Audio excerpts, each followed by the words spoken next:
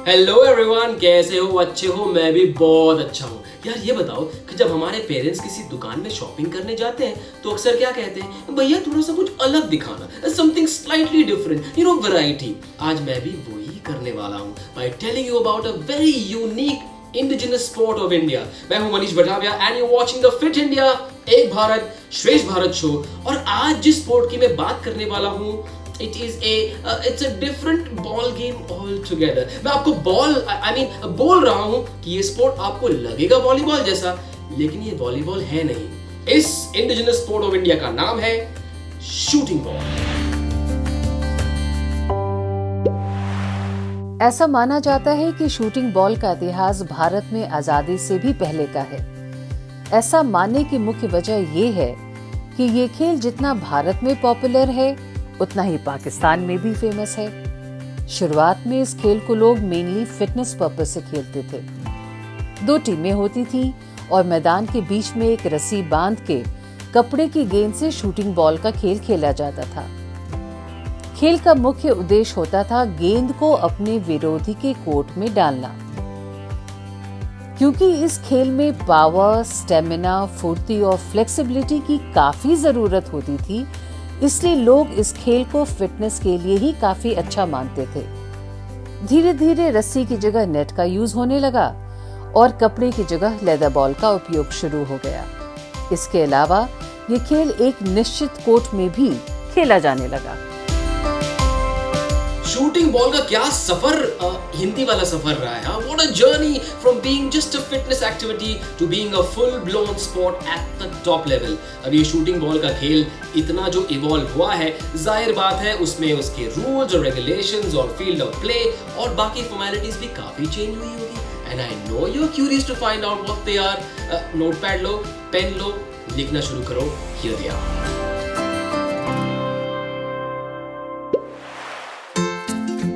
Shooting ball का court rectangular shape का होता है, जिसके डायमेंशंस हैं 33 बाय 66 फीट।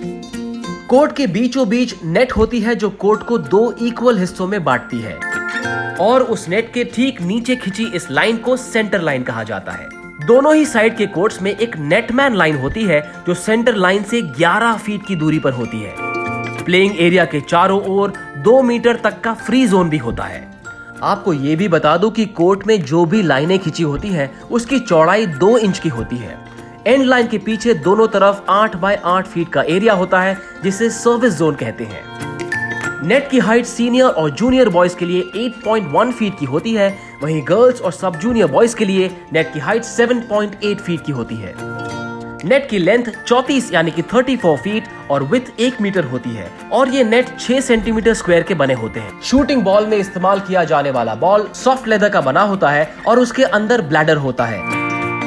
इसका वजन मेंस कैटेगरी के लिए 320 ग्राम का होता है, जबकि वुमेन्स कैटेगरी के लिए 270 ग्राम का होता है, और इसमें 10 ग्राम ज्यादा या कम हो सकता है।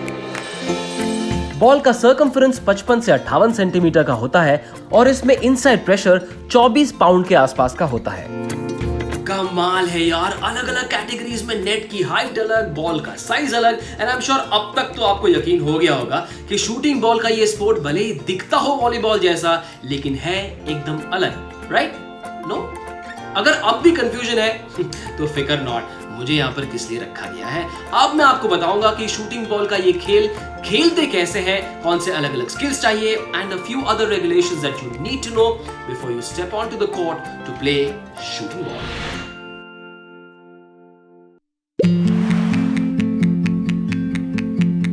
शूटिंग बॉल की एक टीम में मैक्सिमम 12 खिलाड़ी हो सकते हैं, जिसमें 7 प्लेइंग मेंबर और 5 सब्स्टिट्यूट खिलाड़ी होते हैं। 7 प्लेइंग मेंबर्स में से 2 खिलाड़ी बैक से खेलते हैं, 3 खिलाड़ी सेंटर ऑफ द कोर्ट पे होते हैं, जबकि 2 खिलाड़ी जिन्हें नेटमैन भी कहा जाता है, वो नेटमैन लाइन के अंदर होते हैं। जब बॉल नेट में जाती है तो नेटमैन का रोल काफी इंपॉर्टेंट होता है। 15 पॉइंट तक पहले पहुंचने वाली टीम विनर मानी जाती है। अगर स्कोर 14-14 का हो जाए तो गेम तब तक चलता रहता है जब तक कोई टीम 2 पॉइंट्स की लीड ना ले ले। 18-18 पॉइंट्स होने के बाद 19वां पॉइंट जीतने वाली टीम विनर होती है। मैं आपको ये भी बता दूं कि नेट की हाइट, कोर्ट का साइज और खेलने के तरीके में कई जगह काफी वेरिएशंस भी देखने को मिलते हैं। स्किल्स की बात करें तो शूटिंग बॉल में सबसे पहली और इंपॉर्टेंट स्किल होती है सर्विस। सर्विस करने के लिए पहले एक हाथ में बॉल लेकर उसे टॉस किया जाता है और फिर दूसरे हाथ से मुट्ठी बांधकर टॉस किए हुए बॉल को दूसरे साइड के कोर्ट में हिट करना होता है। इसे अंडरहैंड सर्व भी कहा जाता है। दूसरी इंपॉर्टेंट स्किल है डिफेंस, और डिफेंस 3 तरीकों से किया जा सकता है। पहला तरीका है अपनी एक हथेली को दूसरे हाथ पे रख के बॉल को ओपोनेंट के कोर्ट में पहुंचाना। दूसरा तरीका है सिंगल हैंड डिफेंस, जिसमें एक ही हाथ की मुट्ठी यानी कि फिस्ट से बॉल को दूसरी साइड भेजना। और तीसरा और सबसे मजेदार तरीका है बाय यूजिंग योर हेड। जी हाँ, अपने सिर का इस्तेमाल करके भी बॉल को ओपोनेंट के कोर्ट में पहुंचाया जा सकता है।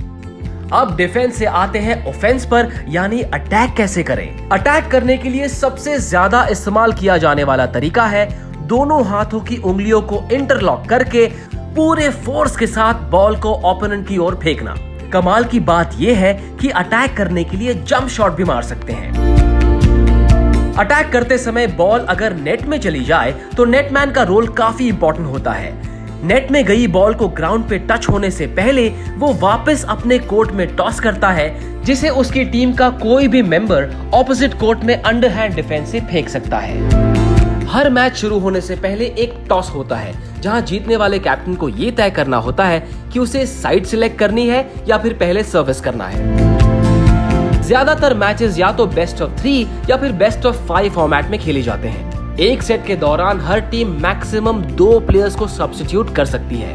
हर एक टीम पर सेट 2 टाइम आउट्स ले सकती है और हर टाइम आउट का ड्यूरेशन होता है 2 मिनट। 5वें या डिसाइडिंग सेट में कोई भी टीम जब 8 पॉइंट पर पहुंच जाती है तो automatically technical time out call किया जाता है और उस समय टीमों को कोर्ट चेंज करना होता है। कोर्ट पर किसी भी तरह के मिसकॉन्डक्ट के लिए प्लेयर्स को पेनलाइज करने का पूरा अधिकार रेफरी को होता है। छोटे मोटे ऑफेंस के लिए येलो कार्ड दिखाया जाता है, जिसमें लॉस ऑफ सर्विस की पेनल्टी दी जाती है। और जब किसी ऑफेंस के लिए खिलाड़ी को ब्लू कार्ड दिया जाए, उसका मतलब है कि वो खिलाड़ी उस सेट में 2 मिनट तक हिस्सा नहीं ले सकता।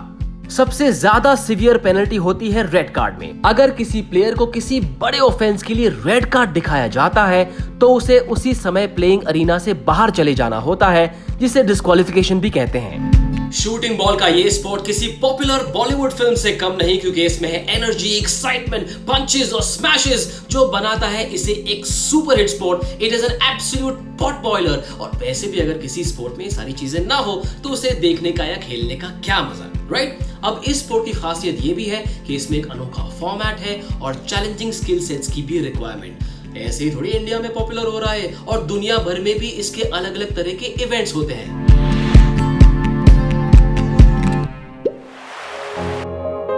शूटिंग बॉल फेडरेशन के एस्टैब्लिश होने के बाद इस गेम का पहला नेशनल चैंपियनशिप 1976 में दिल्ली के अंबेडकर स्टेडियम में ऑर्गेनाइज किया गया और 1985 में शूटिंग बॉल फेडरेशन को भारत सरकार के मिनिस्ट्री ऑफ यूथ अफेयर्स और स्पोर्ट्स ने ऑफिशियल रिकॉग्निशन दी।